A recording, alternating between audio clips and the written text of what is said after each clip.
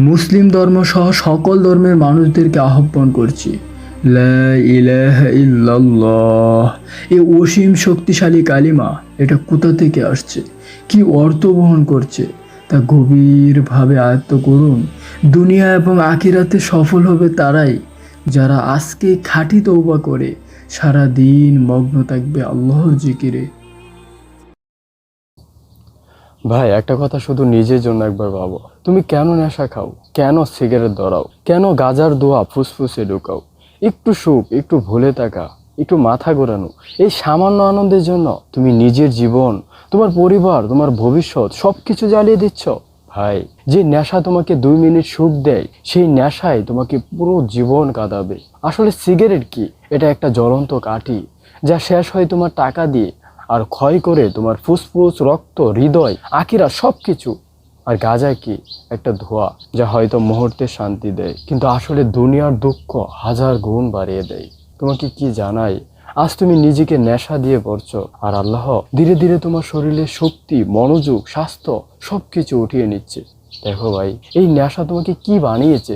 মাথা কাজ করে না, রাগ বেড়ে যায়, নামাজ পড়তে ইচ্ছে হয় না, কোরআন খুলতে মন টানে না, গুনাহে ডুবে থাকো, জীবন ধ্বংসের পথে যাচ্ছে, শরীর দুর্বল, মন দুর্বল, ভবিষ্যৎ অন্ধকার। ভাই, কখনো কি ভেবে দেখেছো, নেশা করো তুমি, কিন্তু লজ্জা বহন করে তোমার পরিবার। যেখানে অন্য বাবা মা তার ছেলেদেরকে নিয়ে গর্ব করে, সেখানে তোমার বাবা মা লজ্জায় মাথা নিচু করে হাঁটে সমাজে। সমাজে গিয়ে তোমার নাম বললে মানুষ তোমাকে চেনে না, যদি বলে নেশা করো অমুক, তাহলে মানুষ চেনে। এই লজ্জায় তোমার ছেলে সন্তানেরা, তোমার বোন ভাগ্নেরা সমাজে কিংবা বাইরে তোমার পরিচয় দিতে চায় না। শোনো, এই নেশার জন্য শুধু তুমি ধ্বংস হচ্ছ না, তোমার পাপের জন্য তোমার পরিবারের বরকত নষ্ট হচ্ছে, সংসারের বরকত নষ্ট হচ্ছে। তোমার পাপের জন্য তোমার ছেলে সন্তানদের লেখাপড়ার বরকত নষ্ট হচ্ছে, তাদের জীবনও ধ্বংসের পথে যাচ্ছে।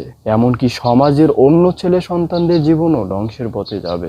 কারণ তুমি যে নেশায় আসক্ত, তারা ছোট থেকে তা দেখে আসছে, তারা এটাকে স্বাভাবিক মনে করবে। কিন্তু সুখবর হচ্ছে ভাই, আজ যদি আপনি আল্লাহর দিকে ফিরে আসেন, আল্লাহর ইবাদত শুরু করেন, তাহলে তারাই তোমার জীবন থেকে শিক্ষা নেবে যে এই নেশাগ্রস্ত জীবন এটা অন্ধকার পথ।